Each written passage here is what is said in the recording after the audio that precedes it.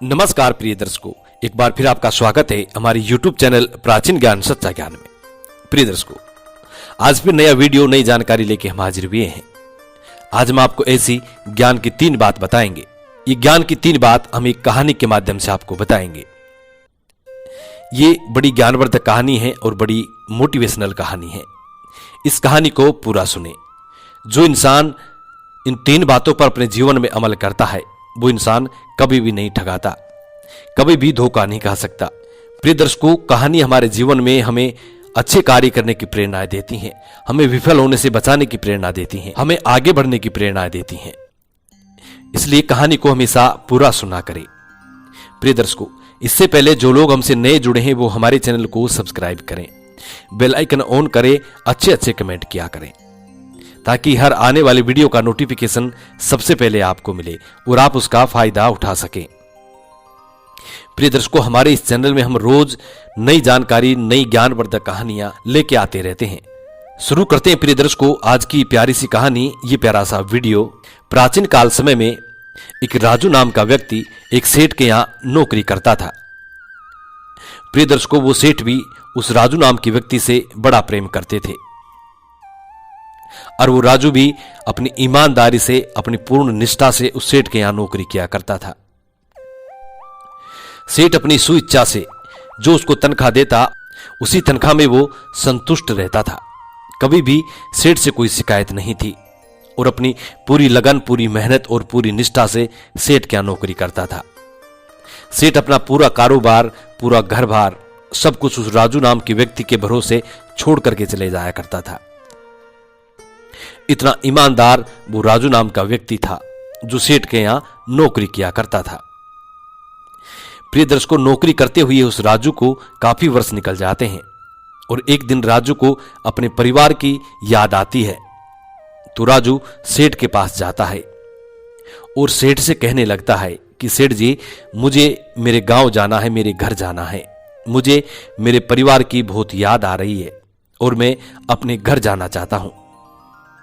राजू का सेठ राजू से कहता है कि ठीक है भाई राजू, यदि आप अपने घर जाना चाहते हैं तो बड़ी हंसी खुशी जा। सेठ राजू का जितना मेहनताना था, जितनी तनख्वाह थी, वो पूरा हिसाब कर देता है और राजू को वो पूरे पैसे दे देता है। और सेठ राजू से कहता है कि राजू, आप काफी दिनों के बाद अपने गांव जा रहे हैं, अपने घर जा रहे हैं, इसलिए मैं आपको इनाम के तौर पर पुरस्कार देना चाहता हूं। राजू कहता है कि ठीक है सेठ जी, आप जो अपनी सुइच्छा से देना चाहते हैं वो दे दीजिए। सेठ राजू के सामने 2 ऑप्शन रखता है। सेठ पहला ऑप्शन राजू को बताता है और कहता है कि पहला ऑप्शन ये है राजू कि पहले ऑप्शन में हम आपको पुरस्कार के तौर पे 6 सोने की मोहर देंगे। दूसरा ऑप्शन सेठ बताते हैं कि दूसरा ऑप्शन ये है कि हम आपको 3 ऐसी ज्ञान की बात बताएंगे जो आपको आपके जीवन में सदैव प्रेरणा देती रहेंगी। वो राजू सेठ के ज्ञान से अच्छी तरह परिचित था क्योंकि सेठ के वहां काफी वर्षों से नौकरी कर रहा था। तो राजू यह अच्छी तरह जानता था कि सेठ बहुत ज्ञानी आदमी है, सेठ में कूट कूट के ज्ञान भरा हुआ है और सेठ जो कहता है वो अटल सत्य होता है। इसलिए काफी देर सोचने के बाद राजू सेठ से कहता है कि सेठ जी, मुझे आपकी 6 सोने की मोहर नहीं चाहिए क्योंकि पैसा तो मेरे पास बहुत है, इतने वर्षों से आपके यहां कमा रहा हूं, सभी पैसा मेरा इकट्ठा हो गया है और सभी मैंने जोड़ रखा है, इसलिए पैसों की मुझे जरूरत नहीं है, सोने की मोहर की जरूरत नहीं है। आप मुझे वो 3 ज्ञान की बात बता दीजिए और मुझे 3 ज्ञान की बातों से पुरस्कारित कर दीजिए। प्रिय दर्शकों, राजू की इतनी बात सुनने के बाद सेठ राजू से कहता है तो ठीक है राजू, आप 3 ज्ञान की बात सुन लीजिए। वो सेठ राजू को पहली ज्ञान की बात बताता है कि राजू गौर से सुन लो। सेठ कहता है कि राजू, पहली ज्ञान की बात यह है, जाना हमेशा रास्ते से, चाहे फेर ही क्यों ना हो। यदि आप फेर वाले रास्ते को छोड़कर और शॉर्टकट वाला रास्ता अपनाएंगे तो वो शॉर्टकट वाला रास्ते में आप फंस भी सकते हैं, आपके साथ धोखा भी हो सकता है। इसलिए रास्ता चाहे कितना लंबा हो, रास्ता चाहे कितना लंबा हो, चाहे उसके अंदर फेर ही क्यों ना हो, आपको हमेशा रास्ते से ही जाना है। राजू को सेठ की बात ये समझ में आ जाती है। दूसरी बात, सेठ राजू से कहता है कि जब भी आपको तीव्र गति से गुस्सा आए उस वक्त आप हमेशा अपने गुस्से पर काबू रखना। जब भी आपको तीव्र गति से गुस्सा आए उस वक्त आप हमेशा अपने गुस्से पे काबू रखना। गुस्से में की हुई गलती हमेशा खतरनाक साबित होती है। राजू को सेठ की ये दूसरी बात भी समझ में आ जाती है। तीसरी बात सेठ बताता है कि राजू, तीसरी बात को गौर से सुनिएगा। सेठ कहता है कि बैठना हमेशा भाइयों में, बैठना हमेशा भाइयों में चाहे बैरी क्यों ना हो, बैठना हमेशा भाइयों में चाहे बैरी क्यों ना हो। यदि आपकी भाइयों से आपकी दुश्मनी हो रही है, लड़ाई झगड़े हो रहे हैं, लेकिन फिर भी आपको बैठना अपने भाइयों में है। भाइयों से यदि आप अलग हो जाते हैं तो आपको बड़ी मुसीबत का सामना करना पड़ सकता है। इसलिए कितनी भी लड़ाई झगड़े हो जाए, कितनी भी दुश्मनी हो जाए, लेकिन अपने भाइयों से दूर मत रहना। सदैव अपने भाइयों में उठक बैठक रखना। तीसरी बात राजू को सेठ की ये समझ में आ जाती है। प्रिय दर्शकों, तीनों बात ग्रहण करके और राजू अपने गांव के लिए रवाना हो जाता है।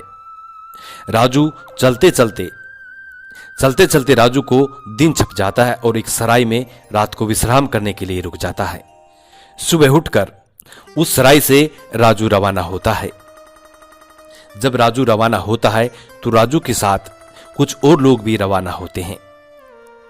सब मिलकर के और रास्ते रास्ते जाते रहते हैं। आगे से एक अलग रास्ता छटता है, आगे से एक रास्ते के दो रास्ते हो जाते हैं। राजू के संग वाले जो लोग थे वो राजू से कहते हैं कि भाई, हम इस शॉर्टकट रास्ते से चलेंगे, ये रास्ता हमें बहुत जल्दी पहुंचाएगा। उसी वक्त राजू को अपने सेठ की कही हुई बात याद आ जाती है। सेठ ने कहा था कि भाई, जाना रास्ते से चाहे फेरी क्यों ना हो। राजू उन लोगों से कहता है कि भाई लोग, मैं इसी पुराने रास्ते से जाऊंगा, नए रास्ते से कदापि नहीं जाऊंगा। प्रिय दर्शकों, राजू पुराने रास्ते में रवाना हो जाता है और राजू के संग वाले जो लोग थे वो नए रास्ते से रवाना हो जाते हैं। कुछ देर आगे जाने के बाद राजू को एक गोलियों जैसी आवाज सुनाई देती है, मारपीट की आवाज सुनाई देती है। प्रिय दर्शकों, जो नए रास्ते से लोग गए थे उनको लुटेरे लूट लेते हैं। कुछ लोगों को मार देते हैं, कुछ लोगों को घायल कर देते हैं और उनके पास जो भी पैसा टका था, जो भी सामान था, उन सबको लुटेरे लूट करके ले जाते हैं। और राजू अपने सेठ की कही हुई बात से वहां से बच करके आगे निकल जाता है। प्रिय दर्शकों, दूसरे दिन राजू अपने घर पहुंच जाता है। जब राजू अपने घर पे पहुंचता है तो देखता है कि उनकी पत्नी किसी अन्य जवान लड़के से हंस हंस करके बातें कर रही थी। राजू कुछ देर खड़ा होकर देखता है और सोचने लगता है कि जवान लड़का कौन है जो मेरी पत्नी से इतने हंस हंस करके बातें कर रहे हैं। उसी वक्त राजू को तीव्र गति से गुस्सा आता है और राजू घर के अंदर घुस जाता है। पास में पड़ी एक लाठी उठाता है और उस जवान लड़के पे वार करने वाला ही था। तभी सेठ की कही हुई बात राजू को याद आ जाती है। सेठ ने कहा था कि जब भी आपको तीव्र गति से गुस्सा आए तो अपने गुस्से पे हमेशा काबू रखना। राजू सेठ की उस बात को याद करके अपने गुस्से पे काबू करता है और लाठी को रख देता है और धीरे से जाके अपनी पत्नी से बात करने लगता है और पत्नी से कहता है कि ये कौन है। अपनी पत्नी से कहता है कि ये लड़का कौन है। प्रिय दर्शकों, उस राजू की पत्नी जब राजू को देखती है तो खिल उठती है। उसकी खुशी का कोई ठिकाना नहीं रहता है। लेकिन राजू फिर अपनी पत्नी से पूछता है कि ये लड़का कौन है। तो राजू की पत्नी जवाब देती है कि ये तुम्हारा ही पुत्र है। राजू की पत्नी कहती है कि तुम्हारा पुत्र है, शहर से पढ़ाई करके ये आज ही आया है और आज ही तुम आ गए हो। कितना अच्छा संयोग है आज। प्रिय दर्शकों, राजू अपने सेठ की उस बात को याद करके और आंखों में आंसू भर लेता है। कहता है कि सेठ जी, तुम्हारी बात बिल्कुल 100% सत्य होती है। राजू कहता है, अपने सेठ को धन्यवाद करता है और आंखों से आंसू बहाते हुए अपने सेठ को याद करता है और कहता है कि सेठ जी, यदि आपने मुझे ये 3 बात नहीं बताई होती तो मैं आज अपने ही हाथों से अपने पुत्र को मार देता। प्रिय दर्शकों, राजू को 2 बात बिल्कुल सत्य साबित होती है। अब राजू अपने गांव में कुछ दिन रुकता है। राजू के 7 भाई थे। सबसे छोटा राजू था और 6 भाई राजू से बड़े थे। राजू कुछ दिन अपने गांव में ही रुकता है और अपने परिवार के साथ अपना समय बिताने लगता है। राजू अपने परिवार के संग इतना घुल मिल गया कि अपने भाइयों की राजू को याद तक नहीं आई। राजू अपने किसी भी बड़े भाई से मिलने के लिए नहीं गया, बच्चों के साथ मस्त रहता। कुछ दिनों बाद में राजू का किसी अन्य व्यक्ति से झगड़ा हो जाता है और झगड़ा भी इतना तेज होता है कि एक दूसरे को मारने की तक नौबत आ जाती है।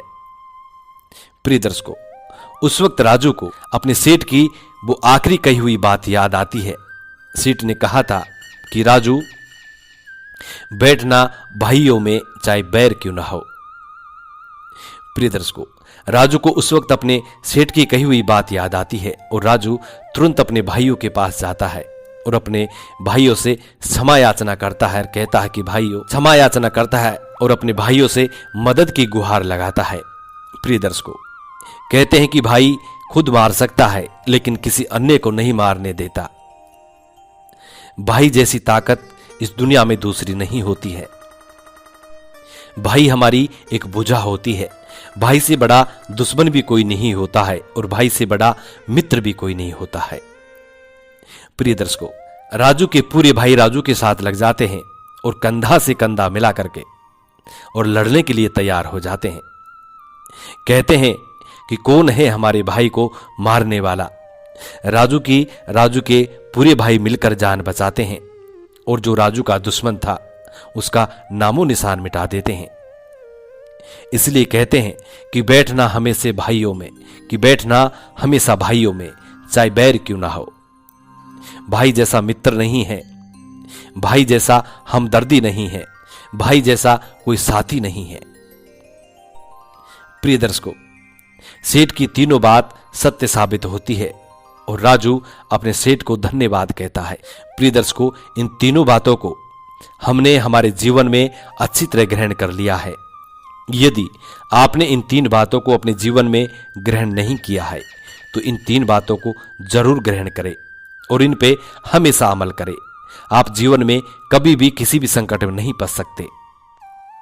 हम उम्मीद करते हैं कि ये जानकारी आप लोगों को जरूर पसंद आई होगी और इस जानकारी से आप ढेर सारी प्रेरणाएं लेंगे।